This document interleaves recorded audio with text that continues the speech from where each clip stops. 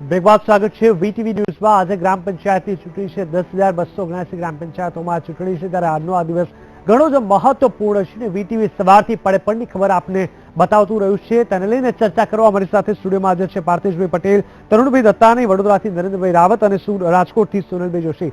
સોનલભાઈ, આપને કહેવા માંગીશ કે જે પ્રકારે અત્યારે આ ચૂંટણીનો માહોલ છે, લગભગ મતદાન શરૂ થયાના 4-4.5 કલાક પૂરા પણ થઈ ગયા છે, પરંતુ શું લાગે છે કે અત્યાર સુધી જે ચૂંટણી યોજાતી હતી તેનાથી આ ચૂંટણી કઈ રીતે અલગ આપને લાગી રહી છે? ચાહે પ્રચાર પ્રસારને લઈને હોય, ચાહે વિકાસના કામોને લઈને હોય, ચાહે સ્થાનિક મુદ્દાને લઈને હોય કે પછી ઉમેદવારની ઇમેજને લઈને હોય, આ ચૂંટણી કેવી રીતે આપ અલગ માની શકો છો?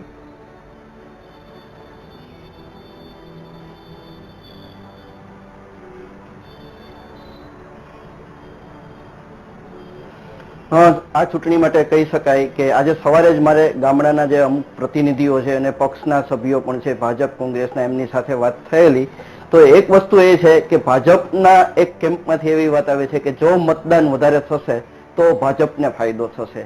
એમનો દાવો એવો છે કે ભાજપના કાર્યકરો 1/4 ગુજરાત છે, મતલબ આપણી 5.5 કરોડની વસ્તી ગણીએ તો 1 કરોડથી વધારે ભાજપના કાર્યકરો છે અને ગ્રામીણ કક્ષા સુધી છે, તો નેટવર્કનો ફાયદો છે એ વધુ મતદાન થાય તો ભાજપના કમિટેડ વોટ પ્લસ વધારાના મત, એ મત સામાન્ય મતદારોના મત કરીએ તો એનાથી પરિણામ છે ભાજપ સમર્થિત, અત્યારે ભાજપના સિમ્બોલ ઉપર ચૂંટણી નથી લડાતી પણ ભાજપ સમર્થિત જે કોઈ ગ્રામ પંચાયતના સભ્યો અને સરપંચો છે એ ચૂંટાય એવું કહેવાનું થાય છે। રહી વાત મુદ્દાની, આપે કહ્યું કે કઈ રીતે આ ચૂંટણી જુદી છે, તો સૌથી મોટી વાત એ છે કે એક બાજુ આપણે ગામડાઓમાં શૌચાલયો બનાવવાની વાત કરી છે અને બીજી બાજુ ડિજિટલ કેમ્પેઇન થાય છે। આ બે કોન્ટ્રાડિક્શન છે, આ બે પ્રતિરોધ છે, જે વિરોધાભાસ છે, એ વિરોધાભાસ વચ્ચે ચૂંટણી થાય છે।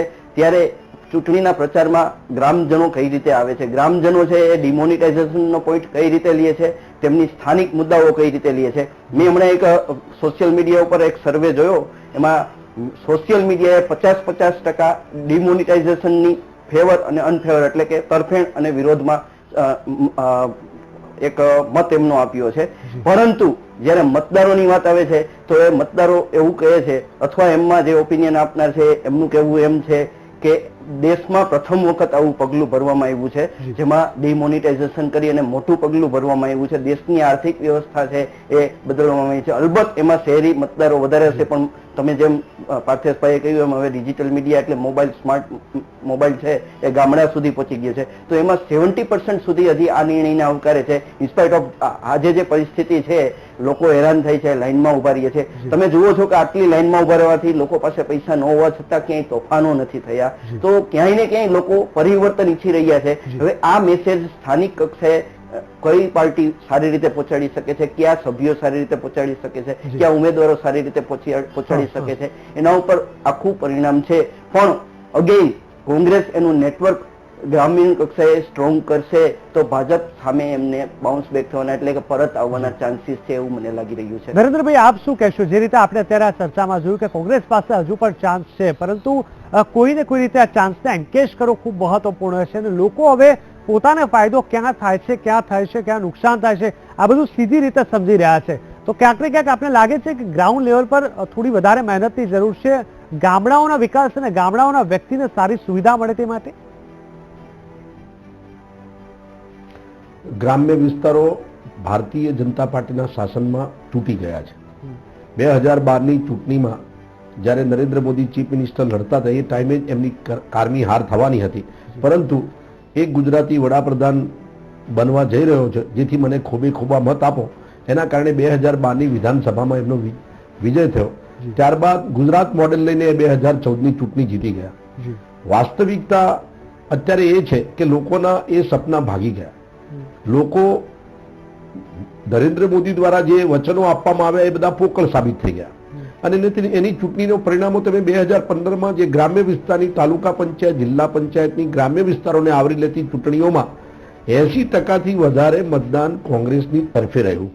એટલે ચોક્કસથી હું એ કહી શકીશ, ભલે ભારતીય જનતા પાર્ટીના કાર્યકરોની સંખ્યા અત્યારે 20-25 વર્ષથી એ લોકો શાસનમાં હોવાના કારણે વધારે હોય, સત્તા તરફી હોય કે એમનું નેટવર્ક હોય, પરંતુ ચોક્કસથી ગ્રામ્ય વિસ્તારનો તમામ લોકો અત્યારે ભારતીય જનતા પાર્ટીની વિરુદ્ધમાં છે. એ મતદાન દ્વારા જિલ્લા પંચાયત અને તાલુકા પંચાયત ચૂંટણીઓમાં સાબિત થઈ ચૂક્યું છે. અને અત્યારે પણ હું તમને ચોક્કસથી કહું છું કે 10,000થી વધારે જે પંચાયતોની ચૂંટણી થઈ છે એમાં સૌથી વધુ અને મેક્ઝિમમ કોંગ્રેસ તરફી ઉમેદવારોનો વિજય થશે એ તો ચોક્કસથી છે. પરંતુ ગ્રામ્ય વિસ્તારોની વાત કરીએ કે જે પ્રમાણે ગુજરાત સરકાર દ્વારા વચનો આપી આ ગ્રામ્ય વિસ્તારોને મજબૂત અને વિકાસ કરવાના જે મુદ્દાઓ છે તદ્દન નિષ્ફળ ગયા છે. શૌચાલયોની એક સામાન્ય વાત કરીએ, ગઈકાલે મેં પેપરમાં વાંચ્યું હતું કે ગ્રામ્ય વિસ્તારમાં કોઈ શૌચાલય જતો હોય તો એના માટે શિક્ષક એના ફોટા પાડે.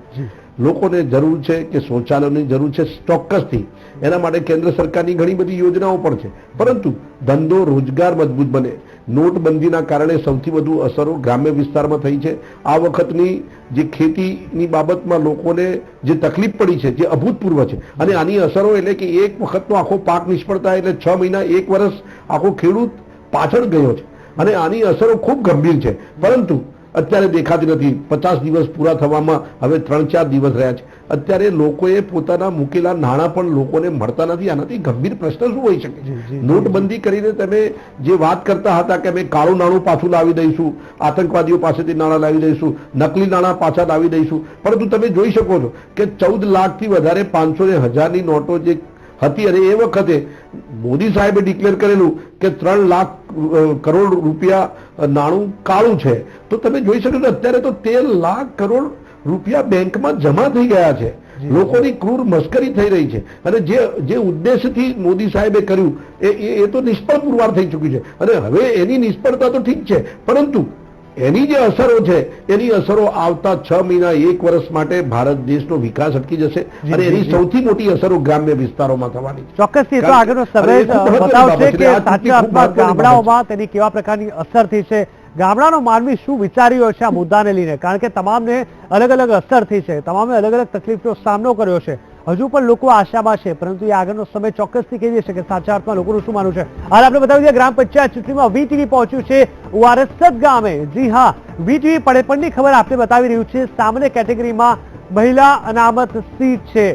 તો વારસદ ગામની જો વાત કરવામાં આવે, અહીંયા સરપંચના પદ માટે 4 મહિલા ઉમેદવાર મેદાનમાં છે. એક કહી શકાય કે એક અલગ જ વિચારસરણી આ વખતે જોવા મળી. અને જાતિવાદીની વાત કરવામાં આવે 3 પટેલ 1 ઠાકોર સમાજના ઉમેદવાર મેદાને ઉતર્યા છે. 14 વોર્ડ પૈકી 9 વોર્ડ બિનહરીફ છે. વારસદ ગામની જો વાત કરવામાં આવે તો અહીંયા સવારથી લોકોમાં એક અલગ ઉત્સાહ જોવા મળી રહ્યો છે. 5 વોર્ડમાં ચૂંટણી યોજાઈ રહી છે ત્યારે લોકોનો એક અલગ જ ઉત્સાહ સવારથી જોવા મળ્યો છે. ગ્રામ પંચાયત ચૂંટણી આજે છે અને આ ચૂંટણીમાં વીટીવી પહોંચ્યું છે વારસદ ગામ, કે જ્યાં લોકો શું વિચારી રહ્યા છે, કેવા પ્રકારનો ઉત્સાહ છે, લોકોનું શું કહેવું છે તે વીટીવીએ જાણવાની કોશિશ કરી છે. ચાલો સીધા જઈએ અમારા સંવાદદાતા ગૌરવ પટેલ પાસે. ગૌરવ, જણાવશો વારસદ ગામે હાલ સવારે 8 વાગ્યાથી લઈને લગભગ 4.5 કલાક જેટલો સમય વીતી ગયો છે વોટિંગને લઈને. કેવા પ્રકારનો ઉત્સાહ લોકોમાં જોવા મળી રહ્યો છે?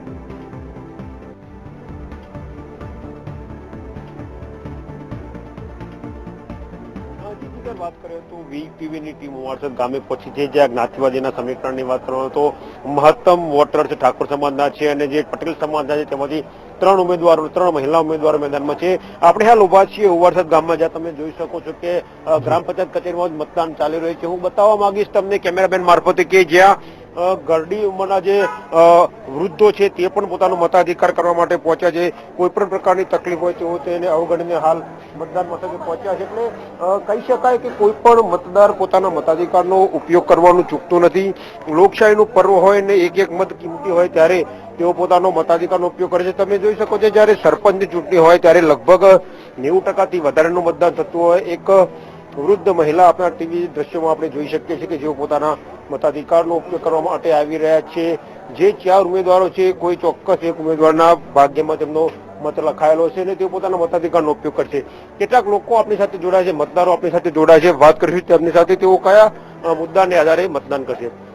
વારસદ ગામમાં 4 મહિલાઓ જયારે મેદાનમાં ઉભી છે, કયા મુદ્દાને આધારે તમે તમારા મતાધિકારનો ઉપયોગ કરશો? હું રમેશભાઈ. હા, અમારે તો વિકાસના કામો, ગટર, લાઈટ, વીજળી, જે નાના મોટા તળાવો ખાલી કરવા, એ બધાના માટે જે વિકાસ માટે જે સારો એવો ઉમેદવાર અમારો સરપંચ તરીકે જે ચૂંટાઈ આવે એને આભાર માનું છું. અત્યાર સુધી કોઈ તકલીફ હતી ખરી ઉવારસદ ગામમાં? નહીં, તકલીફ તો કોઈ નથી આજ સુધી. તો આ હતા રમેશભાઈ કે જેમનું કહેવું છે કે તેઓ ખાસ કરીને વિકાસના મુદ્દાને પ્રાધાન્ય આપશે અને ઉવારસદ ગામમાં મહત્તમ વિકાસ થાય તેઓ પ્રયત્ન કરશે. કેટલીક મહિલાઓ લાઈનમાં ઉભી છે, મહિલાઓ સાથે વાત કરીશું કયા મુદ્દાને આધારે તેઓ મતદાન કરશે. બેન, મતાધિકારનો ઉપયોગ કરવા માટે તમે હાલ લાઈનમાં ઉભા છો, કયા એવા મુદ્દા છે જેને ધ્યાને રાખીને તમે તમારા મતાધિકારનો ઉપયોગ કરશો? શું કહીએ એટલે એવા કયા મુદ્દા છે જેને ધ્યાનમાં રાખીને તમે પોતાના મતાધિકારનો ઉપયોગ કરવા જઈ રહ્યા છો? કયા એવા વિકાસના મુદ્દા કે અથવા તો પ્રચારના મુદ્દા તમને સ્પર્શે કે જેના આધારે તમે મતદાન કરશો? અમે સારું કામ કરવા માટે ઉભા છીએ, આવી જાય તો સારું એમ. આ હતા કેટલાક મતદારો કે જેમનું કહેવું છે કે તેમના ગામનો વિકાસ થાય તે આશાથી તેઓ મતદાન કરવા જઈ રહ્યા છે. આપણે વાત કરીશું કેટલાક ઉમેદવારના જે એજન્ટ છે અથવા તો તેમના પક્ષના કે તેમના ઉમેદવાર જે ઉભા છે તેમની સાથે આશિક પટેલ આપણી સાથે જોડાય છે. વાત કરીશું આશિક સાથે.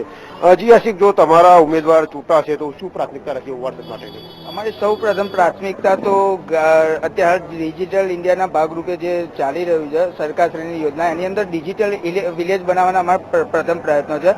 જેમ કે સીસીટીવી કેમેરા, કેશલેસ સુવિધા ચાલુ કરવી, એ ઉપર સૌથી વધારે પ્રાયોરિટી છે અમારી. હાલની જે વર્તમાન બોડી હતી પંચાયતની, એમાં કેવી તકલીફો રહી ગઈ ગામના વિકાસ માટેની? જે પ્રકારે એ લોકોએ કહ્યું કે ગામના વિકાસ માટે તેઓ મત આપવા જઈ રહ્યા છે, ત્યારે એકચ્યુઅલીમાં અહીંયા આગળ વીજળીનો 24 કલાકની વીજળી છે, છતાં પણ વીજળીનો પ્રોબ્લેમ છે, પાણીની પ્રોબ્લેમ છે, ત્યારબાદ ગટર લાઈનનો બી એટલો ને એટલો પ્રોબ્લેમ છે. એટલા માટે પબ્લિકને અત્યારે હાલ બી વિકાસ માટે થઈને નવા ઉમેદવારની પસંદગી ઉપર વધારે છે. તો આ હતા આશિક પટેલ કે જેમનું કહેવું છે કે જયારે જો તેમના ઉમેદવાર ચૂંટાશે તો જયારે ડિજિટલ ઇન્ડિયાની વાત સમગ્ર દેશમાં થઈ રહી છે અને કેશલેસની વાત થઈ રહી છે તો તે આ યોજનાને પણ પોતાના ગામમાં પ્રાધાન્ય આપે તેવું એવું કહી રહ્યા છે. બીજી મહત્વની વાત કે સરકાર દ્વારા જે 24 કલાક વીજળી આપવામાં આવે છે તે વીજળી પૂરતા પ્રમાણમાં ન મળતી હોવાનો દાવો પણ તેમના દ્વારા થઈ રહ્યો છે. ઉવારસદ ગામની વાત કરીએ તો ઉવારસદ ગામના ચોકમાં ઉભા છે, જ્યાં તમે જોઈ શકો છો કે મોટાભાગનું યુથ અને જે હાલ ચૂંટણી થઈ રહી છે તેમાં મતદાનનો ઉપયોગ કરી છે અથવા તો મતાધિકારનો ઉપયોગ કરીને તેઓ ગામના વિકાસ માટે પ્રયત્ન કરી રહ્યા છે. એક મહિલા ઉમેદવાર આપણી સાથે જોડાયા છે, વાત કરીશું તેઓ કયા મુદ્દાને પ્રાધાન્ય આપશે અને જો સરપંચ તરીકે ચૂંટાશે તો ઉવારસદ માટે તેમની પ્રાથમિકતા શું છે? રંજનબેન, તમારી પ્રાથમિકતા શું રહેશે જો તમે સરપંચ બનશો તો? મારું નામ રંજનબેન પટેલ છે, રંજનબેન ચેતનભાઈ પટેલ છે. મેં સરપંચની ઉમેદવારી નોંધાયેલી છે. ગામના વિકાસ માટે હું જેટલા બનતા પ્રયત્નો કરીશ અને ગામમાં અધૂરા પ્રશ્નો જે પડેલા છે એનો હું ઉકેલ લાવીશ. કયા કયા અધૂરા પ્રશ્નો હાલ ઉવારસદ? બધા છે, બધી ગામમાં ગંદકી બહુ છે, પછી ગામમાં અમુક જગ્યાએ ટાઈમ પાણી નથી આવતું, બધા ઘણા પ્રશ્નો છે. તો આ હતા રંજનબેન કે જેમનું કહેવું છે કે ગામના જે અધૂરા પ્રશ્નો છે તે પૂરા કરવા તેઓ પ્રયત્ન કરશે. કેટલુંક યુથ આપણી સાથે જોડાયું છે, વાત કરીશું યુથ જોડે કયા પ્રકારની પ્રાયોરિટી તેઓ ઉવારસદમાં ઝંકે છે, વાત કરીશું. જી, કયા મુદ્દાને આધારે તમે મતદાન કર્યું અને શું ઈચ્છો છો ઉવારસદ માટે? ઉવારસદ માટે અમે સર્વે વિકાસનો ધ્યેય ધારીને અમે મતદાન કરવા ઉતર્યા છીએ અને ખાસ કરીને અમારે જે શિક્ષણ સમિતિ છે, પછી આગળ જે વિકાસના કામો જે બાકી છે એને અમે આગળ લઈ જવા માંગીએ છીએ. એટલા માટે અમે એ ધારીને મતદાન કર્યું અને અમારા આગેવાન શ્રી મહોદજી ઠાકોર તમને કહેશે. મહોદજી, શું વિકાસ ખૂટે છે ઉવારસદમાં અને શું પ્રાયોરિટી રહેશે જો તમારો ઉમેદવાર ચૂંટી જીતે તો? સૌથી પહેલા તો વીટીવી નો આભાર માનું છું કે ઉવારસદ ગામના વિકાસના માટે તમે પ્રયત્નશીલ થઈને ઉવારસદની અંદર આવ્યા છો. પહેલી વખત ખાસ વિકાસ જોવાની જરૂર નથી. 5 વર્ષ અમારા ગામના સરપંચ ઠાકોર સમાજ નિમિત્તે એ ચૂંટાઈને આવેલા છે. બીજા નંબર ઠાકોર સમાજે જે વિકાસ કરેલો છે તો બધા પબ્લિક જોવે છે, બધી ઓબીસી સમાજ જોવે છે. એટલે ઓબીસી સમાજ ગૌરીબેનના જોડે રહેવાનો છે, એમાં કોઈ શંકાને સ્થાન નથી. તો આ હતા મહોદજી અને બીજા અન્ય ઉમેદવારો કે જેમનું કહેવું છે કે સતત ઉવારસદમાં વિકાસ થતો આવ્યો છે અને વિકાસ થતો જ રહેશે. બિલકુલ ગૌરવ, સમગ્ર માહિતી આપવા બદલ ખૂબ ખૂબ ધન્યવાદ. તો જોયું આપે ઉવારસદ ગામના તમામ લોકોની શું પ્રતિક્રિયા હતી, કેવા પ્રકારનો ઉત્સાહ હતો. આ તમામની વચ્ચે પડેપણની ખબર અમે આપને બતાવતા રહીશું. હાલ સમય થઈ ગયો છે એક બ્રેકનો.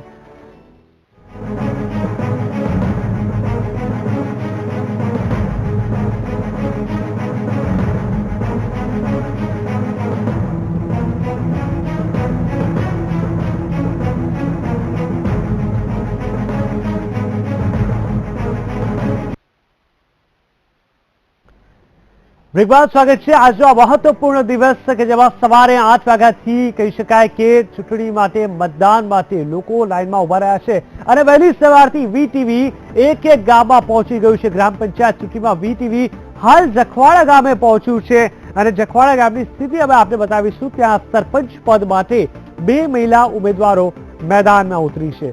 જી હા, જખવાડા ગામ અગર જો વાત કરવામાં આવે તો વીટીવી હાલ જખવાડા ગામે પહોંચ્યું છે અને ત્યાંનો અમે તમને ચિત્તાર બતાવીશું। અમારી સાથે અમારા રિપોર્ટર જોડાઈ ગયા છે મેહુલ દેસાઈ। મેહુલ, જણાવશો જખવાડા ગામની વાત કરવામાં આવે તો લગભગ આ 5 કલાક બાદ ત્યાંની શું સ્થિતિ છે, કેવા પ્રકારનું વાતાવરણ છે આ ચૂંટણી અને મતદાનને લઈને કેવા પ્રકારમાં સ્થાનિકોમાં ઉત્સાહ જોવા મળી રહ્યો છે?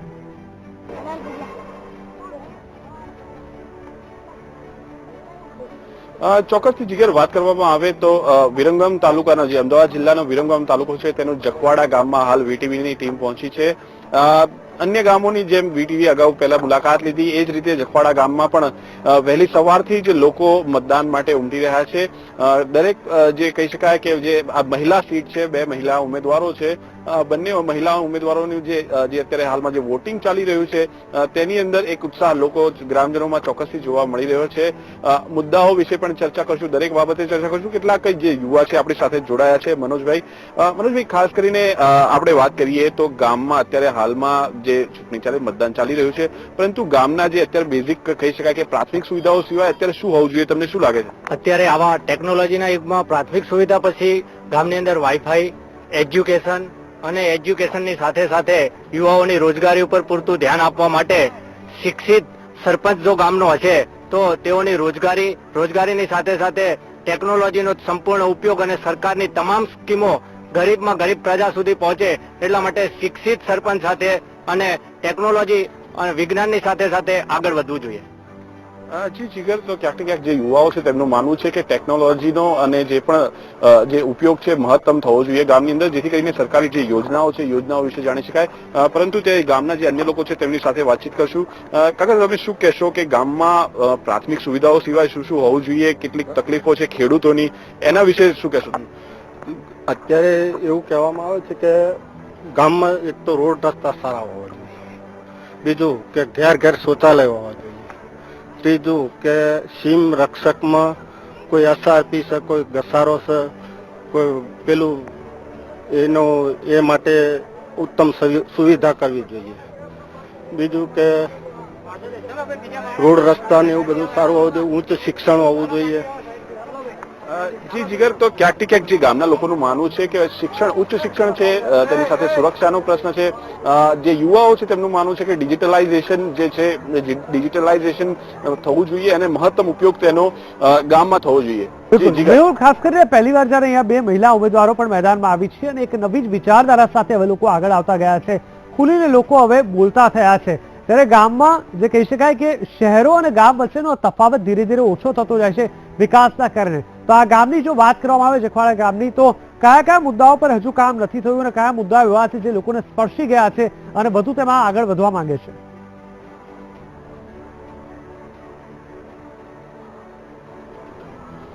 ચોક્કસથી જખવાડા ગામની જો કરીએ તો જે વિરમગામ તાલુકાનું છે 2700 જેટલા મતદારો છે જે મતદાન માટે આજે મતદાન કરશે। પરંતુ મુદ્દાઓની જો વાત કરવામાં આવે તો પ્રાથમિક સુવિધાઓ સિવાય જે પ્રાથમિક આરોગ્ય કેન્દ્રો સહિતના જે મુદ્દાઓ, રોડ રસ્તા સહિતના ઉચ્ચ શિક્ષણનો જે તેમણે જે ગ્રામજનોએ વાત કરી કે ઉચ્ચ શિક્ષણ પણ ગામની પાસે જ મળી રહે તેવો ચોક્કસથી હોવો જોઈએ। સાથે જ જે સુરક્ષાનો મુદ્દો છે તે પણ મહત્વનો છે અને જે ડિજિટલાઇઝેશનની વાત કરવામાં આવે તો જો સરપંચ જે હશે, જે જાણકાર હશે, જે ભણેલો હશે, તો જે ટેકનોલોજીનો જે ઉપયોગ છે ઉપયોગ તે મહત્તમ કરી શકશે અને જે મહત્તમ ઉપયોગ કરશે તેને લઈને જે પણ જે ગેપ છે જે ગામ વચ્ચે અને શહેર વચ્ચેનો એ ગેપ લગભગ પૂરો થઈ જશે તેવું તેમનું માનવું છે। અને આ જ કારણે જો ડિજિટલાઇઝેશન જો કરવામાં આવે જો ગામનું અને મહત્તમ ઉપયોગ ટેકનોલોજીનો કરવામાં આવે તો ઘણી બધી એવી જે સુવિધાઓ છે જેમાં જે ગામના લોકોને તાલુકા પંચાયત સુધી ન જવું પડે, અન્ય કોઈ સેન્ટર સુધી ન જવું પડે કે જિલ્લા પંચાયત સુધી ન જવું પડે, તે દરેક બાબત છે ગામની અંદર જ મળી રહે। પ્રાથમિક આરોગ્યની હોય, ઉચ્ચ શિક્ષણની હોય, જે સુરક્ષાની વાત હોય, એ તમામ જે વસ્તુઓ છે જે ગામની અંદર જ મળી રહે તેવું તેમનું જે માનવું છે। જી જી બિલકુલ મેહુલ, સમગ્ર માહિતી આપવા બદલ ધન્યવાદ। તો અહીંયા વીટીવીની ટીમ જ્યાં ત્યાં પહોંચી હતી ત્યાં લોકોનો શું મિજાજ છે, લોકો શું કહી રહ્યા છે, કેવા પ્રકારનો ઉત્સાહ છે એ અમે આપને બતાવ્યું। ખાસ કરીને આપણી જે ચર્ચા ચાલી રહી છે આજની આ ચૂંટણીને લઈને આપણી સાથે પાર્થિવ પટેલ, વડોદરાથી નરેન્દ્ર રાવત અને રાજકોટથી સુનિલભાઈ જોશી જોડાઈ ગયા છે. પાર્થિવભાઈ, શું કહેશો? હવે જ્યારે આપણે અલગ અલગ લોકોનો અલગ અલગ મિજાજ આપણે જોઈ રહ્યા છે ત્યારે આ ચૂંટણીમાં જે કોઈ પણ ઉમેદવાર જીતે, લાગે છે કે ગામડાઓનો વિકાસ પહેલા જે થતો હતો તેના કરતા હવે થોડી વધારે સ્પીડથી અથવા સારો થાય છે કે પછી હજી પરિસ્થિતિ જેસે તેની જ છે? તમે જનરલી જોયું હશે, આપણે જેટલા બી ઉમેદવારો એઝ વેલ એઝ મતદારો વિશે તમે અત્યારે આપણે લાઈવ જોયા, તો ઘણી જગ્યાએ મેં નોટિસ કર્યું કે ગામડામાં જે ઇલેક્શન, જે જિલ્લા પંચાયત, તાલુકા પંચાયત, ગ્રામ પંચાયત, આ બધા ઇલેક્શન જ્ઞાતિ આધારિત થતા હોય છે. ભલે અત્યારે વાત કરી, તમે ક્વેશ્ચન પૂછ્યો, પેલા બેનને બી ક્વેશ્ચન પૂછ્યો કે કયા પોઈન્ટને લઈને તમે મતદાન કરવા જશો, બટ જનરલી ઉમેદવારોને બી એટલી અવેરનેસ નથી હોતી. ત્યાં આગળ જ્ઞાતિ આધારિત જ ઇલેક્શન થતા હોય છે. આજના જમાનામાં રોડ, રસ્તા, ગટર, મેં નોટિસ કર્યું કે આ 3 વસ્તુ કોમન હતી. આના સિવાય ગંદકી અને કેશલેસ. કેશલેસ કેમ? તો જે અત્યારે મોદી સાહેબે ડિમોનિટાઇઝેશનનું વાત કરી, એના માટે કેશલેસ પણ એક નવું શરૂઆત થઈ. પહેલાના જમાના કરતા નો ડાઉટ અત્યારે વિકાસ થતો હશે, બટ સ્ટીલ હું માનું છું કે પ્રોપર જે મેનિફેસ્ટો, જેમ આપણે જ્યારે વિધાનસભા વખતે જે નીકળ્યો એવી રીતના પ્રોપર કેન્ડિડેટ્સ પ્રોપર વસ્તુ રજૂ નથી કરી શકતા. હજુ બી સોશિયલ મીડિયાના માધ્યમથી લોકો કહે છે કે આવું આવું કરીશું, જોઈએ કેવી રીતના વર્કઆઉટ થાય છે. બિલકુલ બિલકુલ. શું કહેશો નરેન્દ્રભાઈ, આપ જે રીતે અત્યારે આપણે જોઈ રહ્યા છે કે અલગ અલગ મુદ્દાઓ કરતા ક્યાંક ને ક્યાંક જાતિવાદી અત્યારે એક એટમોસ્ફિયર ઘણા ગામડાઓમાં જોવા મળે છે, ક્યાંક પટેલ ઉમેદવારને લઈને, ક્યાંક ઠાકોર સમાજને લઈને. નથી લાગતું કે જો કાસ્ટિઝમ પર જો ચૂંટણી લડવામાં આવે તો ક્યાંક ને ક્યાંક વિકાસ અટકી શકે? આમાં ગ્રામ્ય વિસ્તારોમાં તમે જોઈ શકો છો કે નાનકડું ગામ હોય તો એમાં વધારે સંખ્યા કોઈ જાતિની હોય અને એ સામાન્ય રીતે એ જાતિનો વ્યક્તિ ઉભો રહે અને એ જીતી શકે. એનો મતલબ એ નથી કે જાતિવાદના આધારે ચૂંટણી લડાય. સામાન્ય રીતે ગામડાની અંદર સિમ્બોલ પર પાર્ટીઓ કેમ નથી લડતી કે લડી કેમ નથી શકાતી? કારણ કે એક નાનકડું 500,000 2,000ની વસ્તીની અંદર વર્ગ વિગ્રહ પેદા થઈ શકે. એટલે જાતિવાદનું રાજકારણ ગણી શકાય, પરંતુ એટલી હદે આપણે ગણી ન શકીએ. પરંતુ ખાસ મારે આ વખતે કહેવું છે કે ગ્રામ્ય વિસ્તારોને ભારતીય જનતા પાર્ટી અને નરેન્દ્ર મોદીની ગરીબ અને ખેડૂત વિરોધી નીતિના કારણે ગ્રામ્ય વિસ્તારો અત્યારે ખતમ થઈ રહ્યા છે. ગ્રામ પંચાયતને અને આને જે પંચાયતી રાજને સૌથી વધુ મજબૂત બનાવવા માટે રાજીવ ગાંધીએ પંચાયતી રાજની સ્થાપનાઓ કરી, જેના કારણે છેડામાં છેલ્લો માણસ એનો સરકારી યોજનાનો કે એના વિકાસમાં એનો ફાળો આપી શકે ને એનો એ વિકાસમાં એ ભાગીદાર બની શકે. પરંતુ તમે એક વીજળીની વાત કરી કે સૌથી મહત્વની વાત છે કે તમે ચૂંટણી દ્વારા તમે રોડ, રસ્તાઓ, પાણી કે લાઇટની વ્યવસ્થાઓ કરવી એ વિકાસનું કામ છે. પરંતુ આ લોકોના રોજગારીનો જે સૌથી મોટો પ્રશ્ન કે જે વીજળીની બાબત, હું તમને ખાસ મુખ્ય મુદ્દો એ કહેવા માંગુ છું કે ગ્રામ્ય વિસ્તારના ખેડૂતોને પૂરતી વીજળી મળતી નથી. 2014માં નરેન્દ્ર મોદીએ કહ્યું હતું કે ગુજરાત રાજ્યનો તમામ ખેડૂત 24 કલાક વીજળી ધરાવે છે. આટલી મોટી વાત કરીને ગ્રામ્ય વિસ્તારના પ્રજાને મૂર્ખ બનાવવામાં આવી છે. અત્યારે 8 કલાકથી વધારે વીજળી મળતી નથી, જેના કારણે ખેડૂતો ખેતી કરી શકતા નથી ને ધાન્ય મેળવી શકતા નથી. આ ખૂબ મોટો પ્રશ્ન છે. જ્યારે ગુજરાત રાજ્યમાં જે વીજળીનું ઉત્પાદન થાય છે એમાંથી અમુક ટકા તો ગુજરાત રાજ્ય બહાર વેચી રહી છે. ગુજરાત બહાર નરેન્દ્ર મોદીએ પંજાબમાં પ્રચાર કરેલો કે મારો ગુજરાતનો ગ્રામ્ય વિસ્તારનો ખેડૂત 24 કલાક વીજળી લે છે અને દર વર્ષે એટલું ખેતીનું ઉત્પાદન કરે છે કે જેથી દર વર્ષે એક મારુતિ ઉતારે છે. એટલે ગ્રામ્ય વિસ્તારોને ખૂબ અવગણવામાં આવ્યા છે. સરકારની નીતિ ખેડૂત વિરોધી અને ગરીબ વિરોધી હોવાથી સૌથી વધુ નુકસાન ગ્રામ્ય વિસ્તારોમાં. તમે ડિજિટલની વાત કરો છો તો ડિજિટલની વાત તો દૂર રહી, કારણ કે ત્યાં તમારી પાસે કોઈ વ્યવસ્થાઓ નથી. રોડ, રસ્તાઓ, પાણી, બેંકો, તમે શાળામાં એજ્યુકેશન, આરોગ્યની સુવિધાઓ આ બધી ક્યાં છે? આપના કહેવા મુજબ એવું છે કે ક્યાંક ને ક્યાંક કોઈને કોઈ રીતે મિસગાઈડ કરવામાં આવે છે અને આપ કહી રહ્યા છો કે આ બધી વ્યવસ્થા જે વાત કરવામાં આવી છે સુવિધા સાચા અર્થમાં મળી નથી. સુનિલભાઈ, આપ શું કહેશો? કોઈને કોઈ રીતે અત્યારે જો વાત કરવામાં આવે તો ગામડાઓમાં આપણે જોયું છે કે મોટાભાગની સુવિધા હોય છે, નથી હોતી. એ તમામની વચ્ચે હું હંમેશા કહેતો આવ્યો છું કે ગામડાઓની જ્યાં સુધી વાત છે ત્યાં એક સારું ભણતર, એજ્યુકેશન એટલે કે સ્કૂલ, કોલેજની વ્યવસ્થા જો કરી દેવામાં આવે તો એક સાચી ડિરેક્શનમાં બાળકો આગળ વધી શકે અને મોટા થઈ શકે સરસ રીતે ઉછેરાઈને. અને ત્યારબાદ જો ઇંગ્લિશ મીડિયમની પણ જો અગર ત્યાં શાળામાં મૂકવામાં આવે તો પછી 12 ધોરણ પછી તે લોકોએ શહેરીકરણ તરફ આગળ ન વધવું પડે. અને બીજો મુદ્દો છે રોજગારીનો. તમને લાગે છે કે આ બે મુદ્દા વર્ષોથી દાયકાઓથી ક્યાંક ને ક્યાંક કહી શકાય કે એક અણાવડત કહો કે પછી ઈચ્છાશક્તિનો અભાવ કહો, એ લેકિંગ જ રહ્યા છે અને તેના કારણે ગામડું જોઈએ એટલું વિકસિત નથી થયું?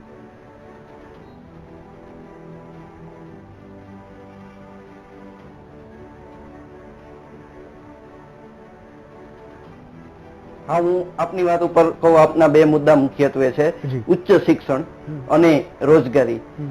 પેલા પાયાની વાત રોટી કપડા ઓર મકાનની આવે તો ગામડાઓ એ અત્યાર સુધી રોટી કપડા ઓર મકાન અને સાથે રસ્તાઓ લઈ લે તો ગુજરાતના ગામડાઓ તુલનાત્મક રીતે પહેલા કરતા સારી સ્થિતિમાં આવ્યા છે. એ રાજકીય કમ્પલ્ઝન છે કે રાજકીય દબાણ છે કે વિકાસનું રાજકારણ જે શરૂ થયું છે, ચાહે કોંગ્રેસ હોય કે ચાહે ભાજપ હોય, એમણે વિકાસ કરવો પડશે. કોઈ પણ પક્ષનો સરપંચ હોય, કોઈ પણ પક્ષના સમર્થનમાં ઉમેદવારો હોય, વિકાસનું રાજકારણ આવ્યું છે. એટલે ગામડાઓનો પણ વિકાસ તુલનાત્મક દ્રષ્ટિએ જોવો આપણે 2014 ની વાત કરીએ છીએ, પણ 2010 જોવો અને 2016 જોવો તો તુલનાત્મક વિકાસ થયો છે. એમના રસ્તાઓ ને થયા છે.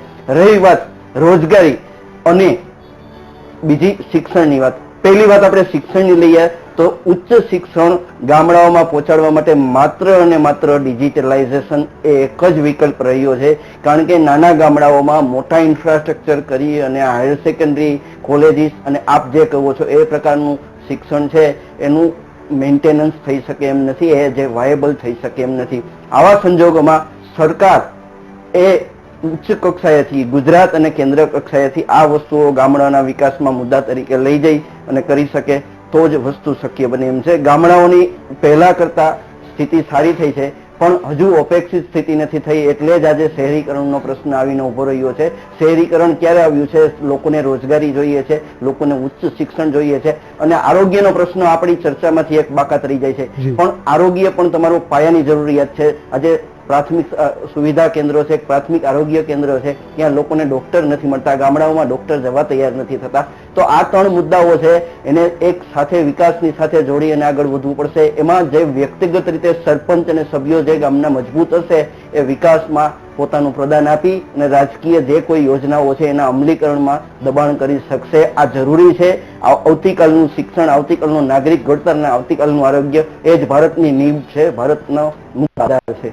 જી, ખાસ કરીને પાર્થિવભાઈ આપ શું કહેવા માંગશો? જે રીતે આપ બંને પક્ષ સાથે સંકળાયેલા છો, આટલા વર્ષોથી સોશિયલ મીડિયાના આઈટીની ફિલ્ડ રિલેટેડ આપે પબ્લિસિટીથી લઈને તમામ વસ્તુ હેન્ડલ કરી છે, ત્યારે એક બાજુથી ડિજિટલાઇઝેશનની વાત થાય છે, લોકોને વોટ્સઅપ એફબીથી ઘણા બધા મેસેજીસ મળે છે, લોકો તેને સિરિયસલી લે છે, સમજતા થયા છે. બીજી બાજુ પ્રાથમિક એજ્યુકેશન છે, પ્રાઇમરી એજ્યુકેશન, એનો જ અભાવ છે. તો આ બંને જે ગેપ છે એ ગેપને આપ કેવી રીતે જોઈ રહ્યા છો? આની વાત કરું તો કોઈ પણ વસ્તુ આપણે લોન્ચ કરીએ છીએ, લાઈક આપણે અભિયાનની વાત કરીએ તો મોદી સાહેબે સ્વચ્છ ભારત અભિયાન લોન્ચ કર્યું, ડિજિટલ ઇન્ડિયા લોન્ચ કર્યું. હું એવું માનું છું ડિમોનિટાઇઝેશન બી લોન્ચ કર્યું. ચલો, મારું પર્સનલ એવું મંતવ્ય છે કે જ્યાં સુધી એજ્યુકેશન પાવરફુલ નહીં હોય ત્યાં સુધી આ બધી યોજનાઓ વ્યર્થ જવાની છે.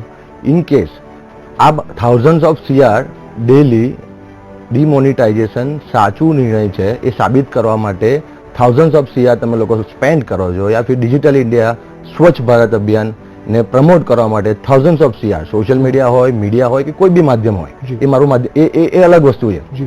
બટ એના માટે તમે થાઉઝન્ડ્સ ઓફ CR સ્પેન્ડ કરો છો, એના કરતાં બેટર છે કે એ થાઉઝન્ડ્સ ઓફ CR તમે પ્રોપર એજ્યુકેશન માટે કરો. મેં એક નોટિસ એ વસ્તુ કરી કે અમારી જનરેશન અને અમારા પછીની જનરેશન સ્વચ્છ ભારત અભિયાનનું જે રીતનું થયું એના પછી અમુક લોકો, નાના છોકરાઓ પણ ડસ્ટબિનમાં મેં નાખતા જોયેલા છે. તો એમને પ્રોપર એજ્યુકેશન, સિટી એરિયામાં એમને પ્રોપર એજ્યુકેશન મળ્યું છે. જો એ એજ્યુકેશનની તમે જેમ વાત કરી કે ગામડાઓમાં એ લોકોને બાળપણથી જ એ રીતનું એજ્યુકેશન આપવામાં આવે અને એક ડિજિટલાઇઝેશનનું બી અત્યારથી એડવાન્સમાં એ લોકોને એજ્યુકેશન આપવામાં આવે, તો એક સમય આવશે ડિજિટલ ઇન્ડિયા અને આ ડિમોનિટાઇઝેશન માટે તમારે કેશલેસ મની માટે તમારે થાઉઝન્ડ્સ ઓફ CR ખર્ચો કરવાની જરૂર નહીં પડે.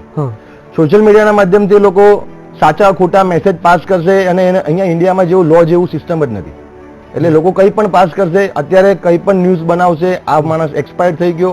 અત્યારે તમે વસ્તુ એ બી જોયું હશે કે પ્રેઝન્ટ ફ્યુચરમાં મોદી સાહેબ શું યોજના લોન્ચ કરવાના છે કે ભાઈ હવે જમીનો ઉપર આમ કરશે, ટેક્સિઝમ ઘટાડશે, ઘરમાં કેટલા પૈસા રાખવા જોઈએ, કેટલા દાગીના પહેરવા જોઈએ, એવું હજુ મોદી સાહેબે હજુ કોઈ એનાઉન્સ કર્યું નથી. બટ લોકો જાતે મેસેજ બનાવીને ફોરવર્ડ કરે છે, લોકોને ડરાવવાના ધંધા ચાલુ થઈ ગયા છે.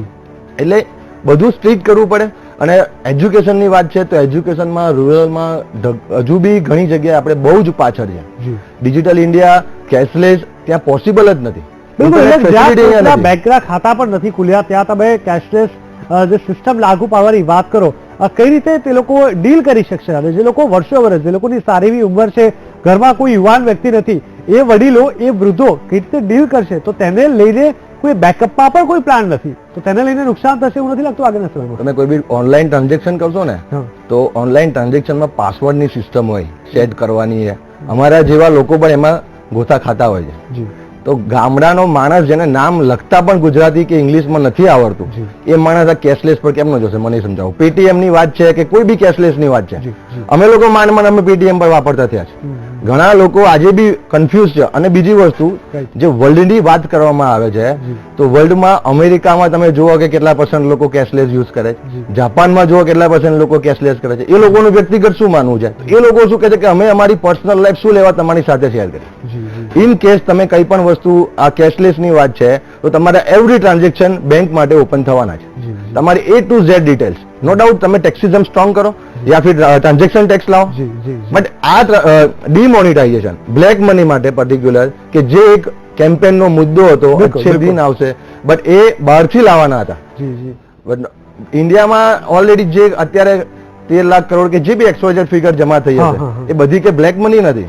અત્યારે તમે બેંકમાં લાઈનમાં ઉભા રહેશો પૈસા લઈને તો લોકો તમને જી આ જે બધા મુદ્દા છે એટલા માટે કારણ કે સીધે સીધા તમામ લોકોને અસર કરે છે, સ્પર્શે છે. ખાસ કરીને આજે ગ્રામ પંચાયતની ચૂંટણી છે અને ગામડાઓમાં આ બધા મુદ્દાની મોટા પાયે અસર જોવા મળી છે. લોકો હજુ પણ આશાવાદ સેવી રહ્યા છે, પરંતુ ક્યાંક ને ક્યાંક લોકો તકલીફ પણ ભોગવી રહ્યા છે. આ તમામની વચ્ચે આપ સૌ લોકો પાર્થિવભાઈ પટેલ, તરુણભાઈ દત્તાની જે હાલ નથી આપણી સાથે, વડોદરાથી નરેન્દ્રભાઈ રાવત, રાજકોટથી સુનિલ જોશી, આપ સૌ અમારી સાથે જોડાયા. ગ્રામ પંચાયતની ચૂંટણીની શું અસર થઈ શકે છે, આ ચૂંટણીનું શું મહત્વ છે, તેની આગળની ચૂંટણીઓમાં કેવી અસર રહેશે, કેવા પ્રકારના મુદ્દાઓ અહીંયા મહત્વના છે, તમામે તમામ વસ્તુઓની ચર્ચા કરી અને વીટીવી સાથે સહભાગી થયા આપ સૌનો ખૂબ ખૂબ ધન્યવાદ. દર્શક મિત્રો, હાલ સમય થઈ ગયો છે બ્રેકનો. વધુ સમાચાર બતાવીશું. આપ જોડાયેલા રહો વીટીવી ન્યૂઝ સાથે. નમસ્કાર.